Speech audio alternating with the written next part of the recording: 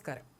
കുറഞ്ഞ ചിലവിൽ ആധുനിക യുദ്ധവിമാനങ്ങൾ സ്വന്തമാക്കാമെന്ന് വിശ്വസിപ്പിച്ച് നൈജീരിയയെ പറ്റിച്ച് പാകിസ്ഥാൻ. ചൈനയും പാകിസ്ഥാനും സംയുക്തമായി വികസിപ്പിച്ച JF-17 തണ്ടർ വിമാനങ്ങൾ വാങ്ങിയ നൈജീരിയൻ വ്യോമസേന ഇപ്പോൾ വലിയ സാമ്പത്തിക പ്രതിസന്ധിയിലാണ്. ലക്ഷങ്ങൾ മുടക്കി വാങ്ങിയ വിമാനങ്ങൾ വെറും 3 വർഷത്തിനുള്ളിൽ തന്നെ കട്ടപ്പുറത്തായതോടെയാണ് നൈജീരിയൻ വ്യോമസേന പ്രതിരോധത്തിലായത്.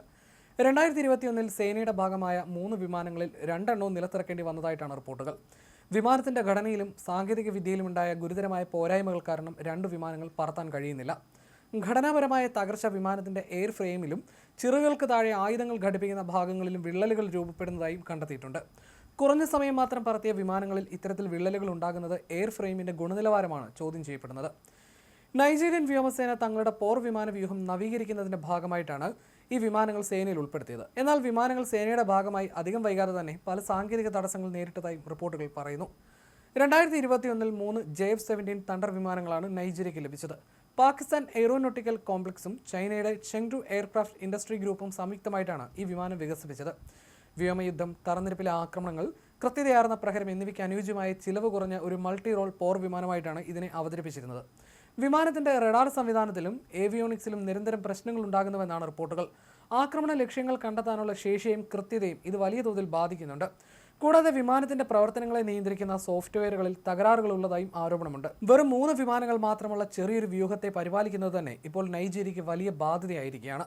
വിമാനങ്ങൾ തമ്മിൽ വിവരങ്ങൾ കൈമാറാൻ ഉപയോഗിക്കുന്ന ലിങ്ക് 17 എന്ന ഡാറ്റ ലിങ്ക് സംവിധാനത്തിന് വേഗത കുറവായതിനാൽ മറ്റ് വിമാനങ്ങളുമായോ കമാൻഡ് സെന്ററുകളുമായോ തത്സമയ ആശയവിനിമയവും സാധ്യമാകുന്നില്ല. സ്പെയർ പാർട്സുകളുടെ ലഭ്യതക്കുറവും അറ്റകുറ്റപ്പണികൾ വൈകാൻ കാരണമാകുന്നുണ്ട്. മ്യാൻമർ, അസർബൈജാൻ തുടങ്ങിയ രാജ്യങ്ങളാണ് നൈജീരിയയ്ക്ക് പുറമെ ഈ യുദ്ധവിമാനങ്ങൾ ഉപയോഗിക്കുന്നത്.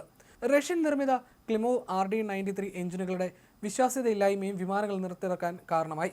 പാശ്ചാത്യ രാജ്യങ്ങളിലെ വില കൂടിയ യുദ്ധവിമാനങ്ങൾക്ക് പകരമായി കുറഞ്ഞ ചെലവിൽ ലഭ്യമാകുന്ന വിമാനം എന്ന നിലയിലാണ് JF-17 ആഗോള വിപണിയിൽ അവതരിപ്പിക്കപ്പെട്ടത്. എന്നാൽ നൈജീരിയ നേരിടുന്ന ഈ പ്രതിസന്ധികൾ JF-17 വിമാനങ്ങളുടെ വിശ്വാസ്യതയെക്കുറിച്ച് അന്താരാഷ്ട്ര തലത്തിൽ ചോദ്യങ്ങൾ ഉയർത്താൻ കാരണമായിട്ടുണ്ട്. പ്രവർത്തനത്തിനിടെ വിമാനത്തിന്റെ ഘടനാപരമായ തകരാറുകളും അറ്റകുറ്റപ്പണികളുമായി ബന്ധപ്പെട്ട പ്രശ്നങ്ങളും ശ്രദ്ധയിൽപ്പെട്ടിട്ടുണ്ട്. എയർ ഫ്രെയിമിന്റെ ചില ഭാഗങ്ങളിലും ആയുധങ്ങൾ ഘടിപ്പിക്കുന്ന ഭാഗങ്ങളിലും വിള്ളലുകൾ കണ്ടെത്തിയതായിട്ടാണ് റിപ്പോർട്ടുകൾ സൂചിപ്പിക്കുന്നത്. എഞ്ചിന്റെ വിശ്വാസ്യതയുമായി ബന്ധപ്പെട്ട വെല്ലുവിളികളാണ് റിപ്പോർട്ടിൽ പരാമർശിക്കപ്പെടുന്ന മറ്റൊരു ഘടകം.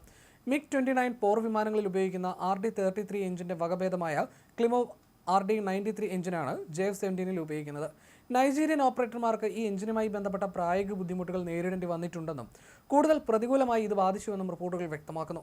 നൈജീരിയയുടെ ഈ അനുഭവം അന്താരാഷ്ട്ര തലത്തിൽ വലിയ ശ്രദ്ധ നേടുകയാണ്. കാരണം ചെലവേറിയ പാശ്ചാത്യ പോർ വിമാനങ്ങൾക്ക് പകരമായി താങ്ങാനാവുന്ന വിലയിലുള്ള വിമാനം എന്ന നിലയിലാണ് ഈ വിമാനത്തെ വിപണിയിൽ അവതരിപ്പിച്ചിരുന്നത്.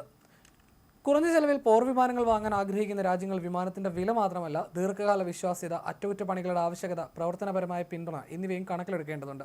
സോഫ്റ്റ്വെയർ ആൻഡ് ഏവിയോണിക്സ് മിഷൻ കമ്പ്യൂട്ടറുകളിലെ സോഫ്റ്റ്വെയർ തകരാറുകൾ കാരണം സിസ്റ്റം മരവിക്കുന്നതും തെറ്റായ വിവരങ്ങൾ നൽകുന്നതും പതിവായിരിക്കുകയാണ്. ഇത് ആക്രമണ ലക്ഷ്യങ്ങൾ കൃത്യമായി കണ്ടെത്തുന്നതിനെയും ബാധിക്കുകയാണ്. പ്രതിരോധ രംഗത്ത് കുറഞ്ഞ ചെലവ് മാത്രം നോക്കി നടത്തുന്ന ഇടപാടുകൾ രാജ്യത്തിന്റെ സുരക്ഷയെ എങ്ങനെ ബാധിക്കുമെന്നതിന്റെ ഉത്തമ ഉദാഹരണമായി മാറുകയാണ് നൈജീരിയയിലെ JF-17 വിമാനങ്ങൾ.